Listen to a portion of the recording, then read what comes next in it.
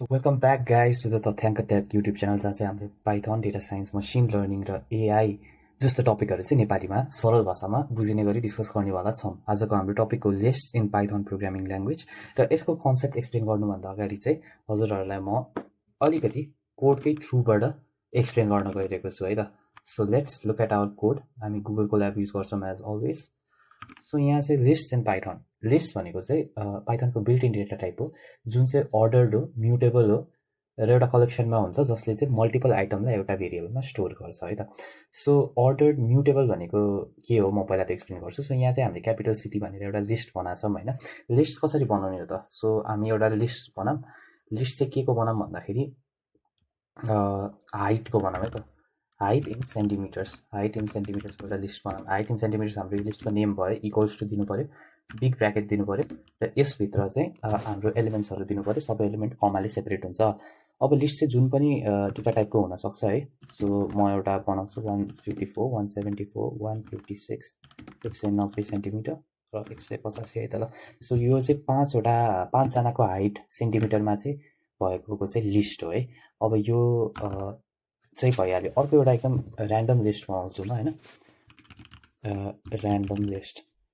Random लिस्टमा चाहिँ हामीले सबै जुन डेटा टाइप मिल्छ त्यसको हाल्नुपर्छ। जस्तो नेम भयो, अनि एउटा नम्बर हालिदिउँ 18, अनि एउटा फ्लोट डेटा टाइप हालिदिउँ 198.16 ओके। अनि त्यसपछि एउटा लिस्टै हालिदिउँ फेरि हाइट सेन्टिमिटर्स भनेर हामीले जुन छ त्यो लिस्ट पनि यो लिस्टमा भित्र हालिदिउँ।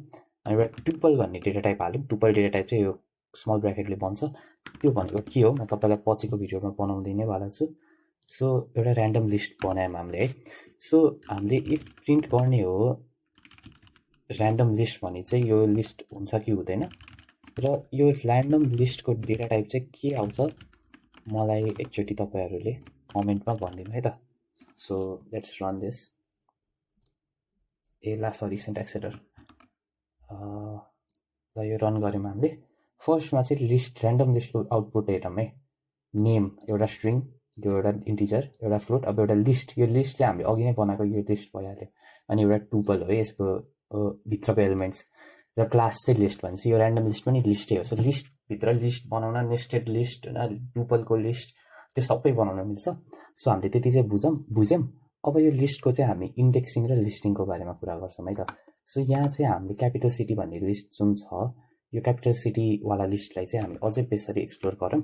म तपाईँहरूलाई चाहिँ अलिकति कन्सेप्ट सिकाउँछु है त अब। सो यसरी हामीले डिक्लेयर गऱ्यौँ height CMS is equals to 154, 174, 156, 190 र 185। यो चाहिँ हामीले लिस्ट बनाएको थियौँ। अब लिस्ट चाहिँ कसरी स्टोर हुन्छ भन्दाखेरि तपाईँले कसरी इमेजिन गर्नु भन्दा यसरी इमेजिन गर्नु है त। सो यहाँ एउटा छ अनि 1 2 3 4 5 154, 174, 156, 190, 185 यो चाहिँ हाम्रो हाइट सेन्टिमिटर्स भन्ने लिस्ट भयो है। सो यो चाहिँ हाम्रो लिस्ट भयो। अब यसमा 5वटा एलिमेन्ट्स छ तर हामीले चाहिँ इन्डेक्स गर्दाखेरि यसलाई चाहिँ यिनीहरूको जस्तै इन्डेक्स आइडी चाहिँ कस्तो हुन्छ भन्दाखेरि 0 1 2 3 4। सो यो चाहिँ के भन्न खोजेको भनेको इन्डेक्स गरेर हामीले कुनै पनि एक्सेस गर्नको लागि चाहिँ हामीले के गर्छौँ भन्दाखेरि कोडमा इफ हामीले हाइट सेन्टिमिटर्स र यसरी ठुलो बिग ब्र्याकेटमा 0 भनेर दियौँ भने चाहिँ यो यसरी 154 भनेर प्रिन्ट चाहिँ आउँछ है। यसको आउटपुट चाहिँ यो हो। सो त्यसै गरी चाहिँ हाइटको इन्डेक्स नम्बर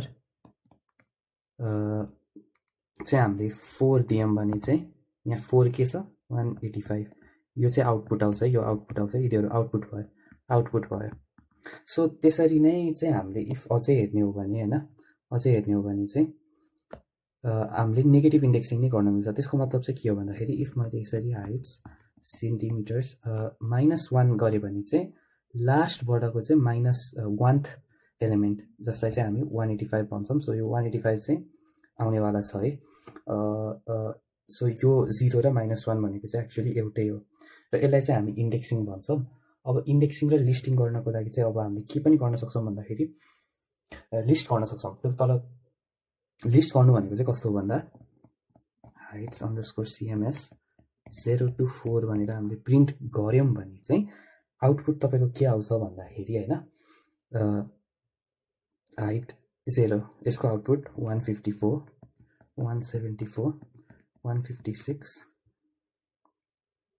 र 190 चारवटा यो 4 चाहिँ छ नि यो भनेको हाइट 0 भयो हाइट 1 हाइट 2 हाइट 3 भयो नि हाइट 4 चाहिँ किन आउँदैन भनेर भन्नुहुन्छ भने यो इन्क्लुड हुँदैन हामीले चाहिँ यसरी इन्क्लुड हुँदैन है इन्क्लुड हुँदैन सो हामीले चाहिँ नट इन्क्लुडेड हामीले चाहिँ के हुन्छ भन्दाखेरि लिस्टको यसरी इन्डेक्स गर्दाखेरि चाहिँ यो A र B छ भने चाहिँ यो इन्क्लुड हुन्छ कि त इन्क्लुसिभ हुन्छ भने यो चाहिँ एक्सक्लुसिभ हुन्छ है सो हामीले यसरी पनि इन्डेक्स गर्न मिल्छ हामीले अरु कसरी इन्डेक्स गर्न मिल्छ भन्दाखेरि हाइट्स चाहिँ यसरी अब यसले के गर्छ कमेन्टमा भन्नु है त हामी अब सो कोड साइडमा हामी आयौं अब इन्डेक्सिङ मैले त्यहाँ डायग्राममा बुझा जसरी नै इफ हामीले चाहिँ प्रिन्ट गर्दाखेरि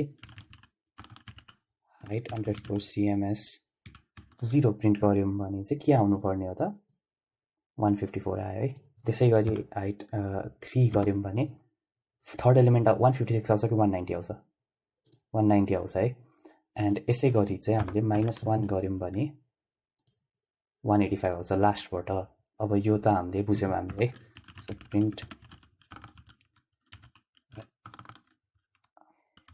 हाइट CMS अब मैले भनेको अघिको थियो नि जस्तै मैले अघि हजुरहरुलाई के देखाथे भन्दा यो गर्दाखेरि चाहिँ के आउँछ आउटपुट भनेर देखाथे सो हजुरहरुले कमेन्ट गर्दा हुन्छ म तपाईलाई अप्सन्स दिन्छु फर्स्टको 3 वटा एलिमेन्ट 154 174 156 और लास्टको 3 वटा एलिमेन्ट के आउँछ कति सम्म आउँछ 0 1 2 3 सम्म आउँछ 3 इन्क्लुसिभ हुन्छ कि एक्सक्लुसिभ हुन्छ त्यो हामी प्रिन्ट गरेर हेरौँ त सो एक्सक्लुसिभ हुन्छ यहाँ चाहिँ मैले जहिले पनि तपाईलाई भनेछु यहाँ तपाईले खाली छोड्दा चाहिँ बेसिकली यसको पछाडी लेखिसकेपछि चाहिँ फर्स्टको कतिवटा एलिमेन्ट चाहियो तपाईलाई त्यही नै आउँछ फर्स्टको 3 वटा एलिमेन्ट नै आयो है जस्तै यहाँ सो 154 0 1 र 2 इन्डेक्स भएको एलिमेन्ट आयो थर्ड इन्डेक्स भएको 190 चाहिँ आएन किनभने एक्सक्लुसिभ हुँदैन त्यो चाहिँ हामीले अघि केमा हेरेका थियौं भन्दाखेरि ल यो 1 र 3 हाल्यौं भने चाहिँ के आउँछ त अब कतिवटा एलिमेन्ट आउँछ दुईटा एलिमेन्ट आउँछ है 174 र 156 0 इन्क्लुड भएन फर्स्ट इन्क्लुसिभ भयो सेकेन्ड भयो 156 थर्ड एक्सक्लुसिभ भयो सो 174 र 156 आउने भयो सो यसै गरी चाहिँ हामीले यदि हेर्ने हो भने इफ 3 र यस्तो गरेर गर्यौं भने चाहिँ 3 पछिको एलिमेन्ट भनेर बुझिन्छ है सो 3 पछिको एन्ड सम्म यो ब्ल्याङ्क छोडेपछि एन्ड अर स्टार्ट डिनोट गर्छ सो यो हुँदाखेरि चाहिँ के हुन्छ होला त